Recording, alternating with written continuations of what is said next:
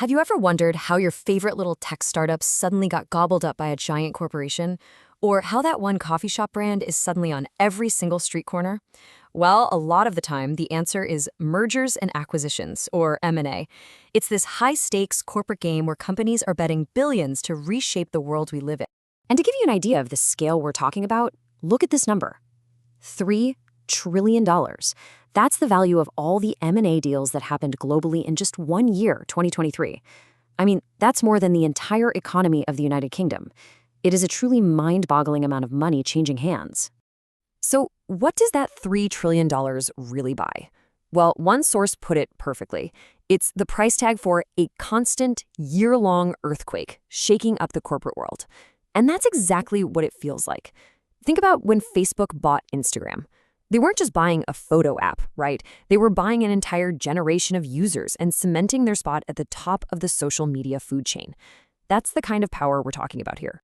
But why? Why are companies willing to take these massive, industry-shaking gambles? What's the thinking behind these multi-billion-dollar deals? All right, let's open up the M&A playbook and see what's going on. Okay, so at its heart, M&A is really a tool for both offense and defense. On the offensive side, a company might be looking to grow fast, break into new markets, or grab some game-changing new tech. Or maybe they just want to scoop up the best talent. Defensively, a deal could be a way to fight back against slowing growth or get around tricky trade barriers. But in the end, it's all about one thing: getting a leg up on the competition. Now, you hear the term M&A thrown around all the time, but there's actually a key difference between the M and the A. A merger, that's kind of like a marriage of equals. You have two companies, roughly the same size, coming together to create something totally new. A classic example is the Disney and Pixar merger. An acquisition, on the other hand, is more like a takeover. A bigger company buys a smaller one, kind of like when Amazon bought Whole Foods. The holy grail, the one thing every dealmaker is chasing in an M&A deal, is a little thing called synergy. It's this magic idea that when you combine two companies, you create something way more valuable than just the two parts added together. It's the business world's version of 1 + 1 = 3. For example, maybe a car company buys a self-driving tech startup. The synergy? The car company can now build smarter cars, and that little startup gets access to a gigantic manufacturing network. Everybody wins, in theory. And this brings us to the three main flavors of synergy that deal makers are hunting for. First, you've got cost synergy. This is the most common one. You merge, you get rid of duplicate departments, you don't need two HR teams, right? And boom, you save money.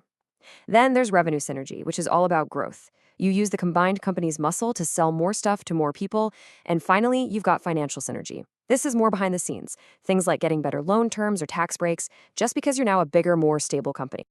So how does one of these massive deals actually happen? How do you go from a bright idea in a boardroom to a signed contract? Well, let's walk through the anatomy of a deal, from that first spark all the way to the final signature. Pretty much every deal follows a similar path. It all starts with a clear strategy. What are we trying to achieve here? Then comes the hunt for the perfect company to buy. After that, the number crunchers get to work, figuring out what the target is actually worth. Then you get to the really nail-biting part, due diligence. This is where you dig through everything, looking for hidden problems. If it all checks out, you negotiate the final price, sign on the dotted line, but the real work, that's just beginning.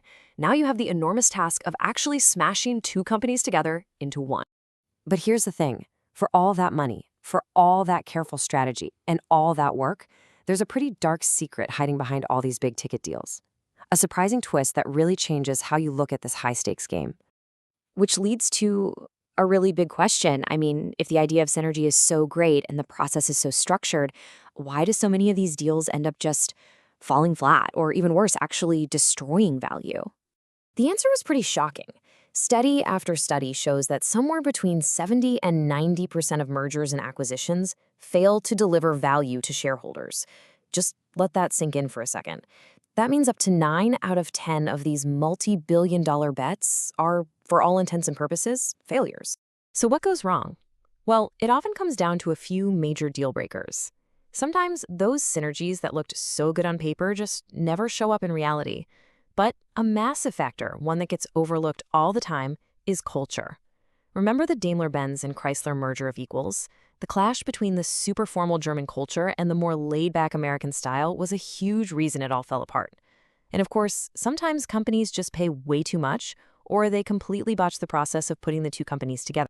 Okay, so with a failure rate that high, you can bet the industry has been forced to do a massive rethink. They know they have to get smarter and more precise. So what's the solution? How are today's dealmakers trying to beat those terrible odds? The answer really comes down to one word: data. The M&A world is going through a huge technological revolution. Dealmakers are now using AI and advanced analytics to bring a whole new level of scientific rigor to a process that used to be driven by gut feelings and who you knew. They're trying to turn M&A from an art into a science. So here's how it's working. AI algorithms can scan the entire market to find potential companies to buy, some that a human might never even think of. During that due diligence phase, they can analyze millions of documents in minutes, flagging risks that would have taken a whole team of lawyers weeks to find. And after the deal is done, AI can actually track the integration process in real time to make sure those promised synergies become a reality. And listen, this isn't some sci-fi future. This is happening right now.